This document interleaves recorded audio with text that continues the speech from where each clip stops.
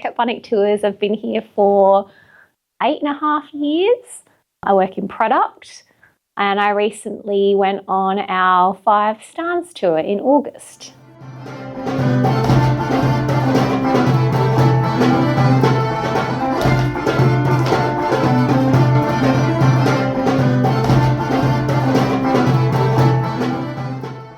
Our 5 stars tour starts in Turkmenistan and then finishes in Kazakhstan. The border crossings are an experience in themselves. So you go Turkmenistan to Uzbekistan, Uzbekistan into Tajikistan, Tajikistan back into Uzbekistan, Uzbekistan into Kyrgyzstan, and then Kyrgyzstan into Kazakhstan.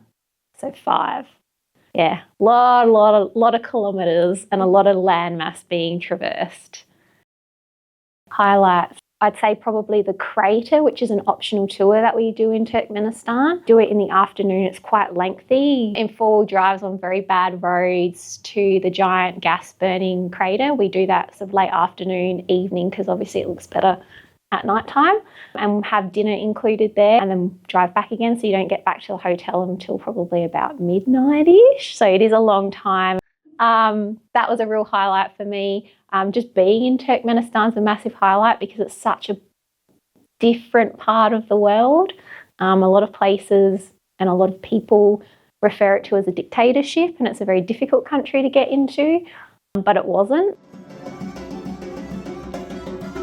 So just being in that country itself I found really fascinating. Ashgabat is a fascinating place. So it's the capital city of Turkmenistan. It is famously known as being the white city. So the entire city is made of white marble that's been imported from Italy. The city is just like no other city I've ever been to in the world. Everything is pristine white. All the cars have to be white. There's very minimal people walking around. You struggle to see a local. So it's a bit of a ghost town. The streets are wide. It's just a wild, wild place to explore and experience. Yeah, the monuments there are just mind-blowing. If you stand next to them, you look like an ant. They're just so big. We're the only people there.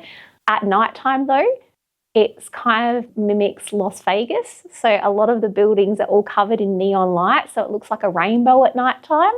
Yeah, it's just really like no other city I've ever been to in the world. It's just a fascinating place to explore. The monuments in Uzbekistan, so all your big madrasas and the minarets, that tile work, all the blue patterns and things like that, and all the handicrafts. And probably the scenery in Kyrgyzstan, because it's very mountainous there.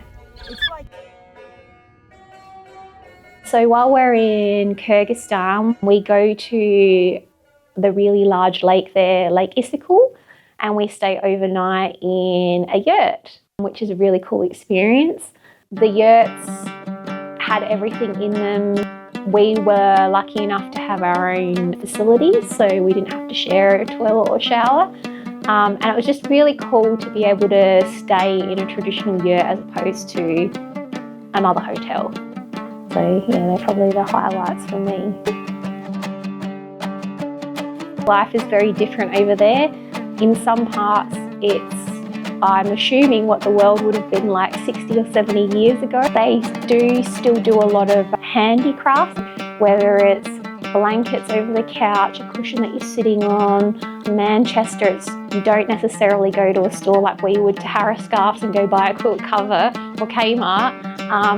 A lot of it's still made out of the local materials that they make there, so a lot of it's out of fur.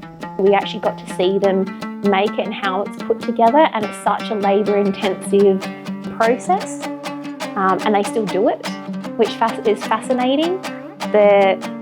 A big thing we learnt was rugs are really important in a lot of their cultures, especially in Turkmenistan. We go to the National Museum of Rugs, and there's so much history and cultural significance involved in them. All the embroidery in them relates to different things. So whether it's a marriage, agricultural, royalty, it's just There's so much in a rug you wouldn't have thought. They have so many people work on it. It's such a labour of love, and they're done not only just for your home but for significant events like a wedding or something like, or a president visiting or something like that. So it was really cool to learn about why they do it and the symbols they put in them. Or we take for granted, we don't do that kind of thing here, so it's very, very different to us. Travelling in that region gives you more perspective in what's more important. Family's very important there. It's not necessarily having the new gadgets like we would here and the consumption that we have here. It is very different back there. It is simpler in a way, and it's really cool to see places still like that in the world. It's also not a heavily touristed area. If you don't like crowds, it's probably a really good place to go. Yeah, I think it's a lot easier to do this region in a tour group as opposed to travelling alone, mainly because English isn't always widely spoken either, so it was really handy having a tour leader travel with us the whole time and navigating the border crossings, because the border crossing areas, you have to do everything they say. They don't speak English. You've got to carry your own luggage.